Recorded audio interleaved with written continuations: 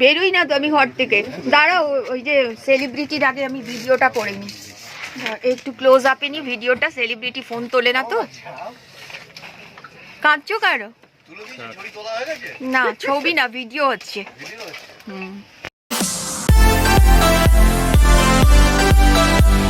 Hi hello good morning my YouTube family, welcome back to my another new blog. শুরু করছি আজকের blog এখান থেকে। আশা করি তোমরা ভালো আছো, সুস্থ আছো। আমি খুব ভালো আছি। ওয়েদারটা মেঘলা করেছে, নিউজে শুনছিলাম বৃষ্টি হবে। এমনিতে গঙ্গাসাগরের মেলায় তো বৃষ্টি হয় ওই সময়টাতে। যাই হোক, যা শুনলাম যে বুধবার বৃহস্পতিবার দিন বৃষ্টি হবে। পশ্চিমবঙ্গে সমস্ত জায়গাতেই বৃষ্টি হবে শুনছিলাম, সেই জন্য হয়তো মেঘ করে আছে আজকে।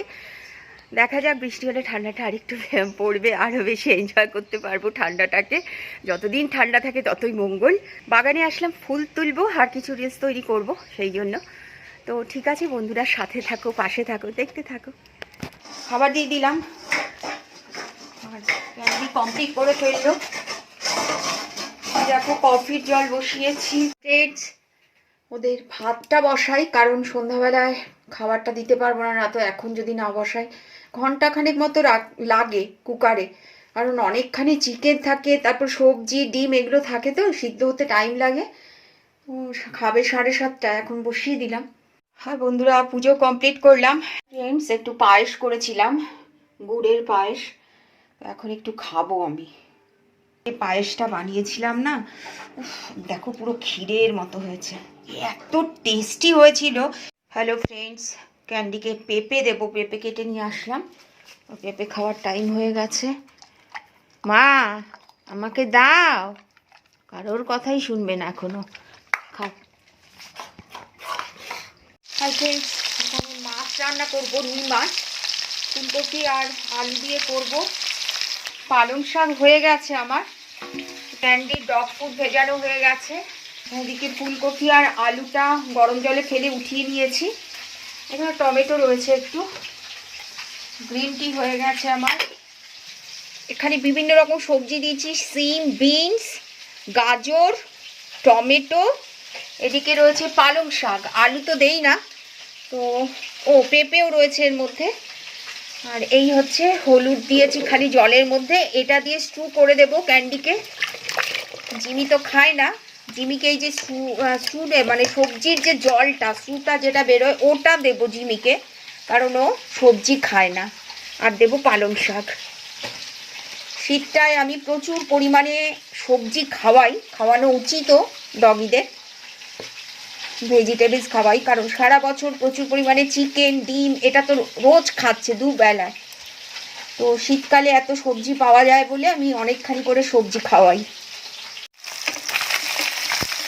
আমি কিন্তু রুই মাছ খুব একটা ভালোবাসি না, কিন্তু তাও নিয়ে আসলাম। সেদিন দেখলাম একদম জ্যান্ত রুই মাছ দেখছি আর কি, মানে এখানকার রুই মাছ পুকুরে, সেই জন্য নিয়ে আসলাম। কারণ আমি কাতলা মাছ খুব বেশি ভালোবাসি, আমি খুব বড় বড় কাতলা খাই এই শীতকালটাতে। নিরামিষ তো আমার হয়ই না, সবসময় মাছ মাংস ডিমই হয়, কারণ আমি সপ্তাহের কোনো দিনই নিরামিষ খাই না। আসলে নিরামিষ আমি পারি না খেতে। চলো এদিকটা হালকা ভেজে নিই। আমি মাছ খুব একটা বেশি ভাজি না, ঝোলের মাছ, কারণ চামড়া চামড়া লাগে, সেই জন্য রুঠা লাগে। পালং শাকটা নামিয়ে এখানে রুই মাছটা রান্না করব, ফুলকপি দিয়ে আলু দিয়ে বড়ি দিয়ে। মাছ ভাজা হয়ে গেছে, বড়িও রয়েছে ভাজা। কিছুই দেবো না, লঙ্কা চিড়ে দেবো আর একটু পেঁয়াজ রসুন দিয়েছি, টমেটো দিয়েছি, জিরে তেজপাতা ফোড়ন দিয়েছি, জিরে গুঁড়ো দেবো, ব্যাস, আদা দেবো না। এরকম পাতলা ঝোল খেতে খুব ভালো লাগে টমেটো দিয়ে, ধনে পাতা দিয়ে। জিরে ধনে গুঁড়ো দিয়ে দিলাম, একটু পরে কাঁচা লঙ্কাটা দেবো। শেষের দিকে কাঁচা লঙ্কা দিলে না গন্ধটা খুব ভালো লাগে। কষে যাক। হয়ে গেছে বন্ধুরা, আমি বড়িটা মাছটা দিয়ে দিলাম। এবার ধনে পাতা দেবো, ব্যাস কমপ্লিট। বড়ি খেতে আমি প্রচণ্ড ভালোবাসি। দিয়ে দিলাম ধনে পাতা, এখনকার ধনেপাতা তো দারুণ সুন্দর গন্ধ বেরোয়, শীতের এই ধনেপাতা।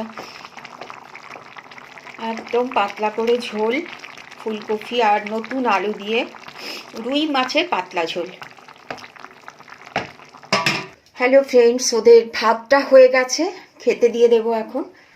যে ক্যান্ডির ফুডটাও রেডি হয়ে গেছে, ডিমটা দিয়ে দিয়েছি, সবজি দিয়েছি, এর মধ্যে চিকেন দিয়ে দিয়েছি।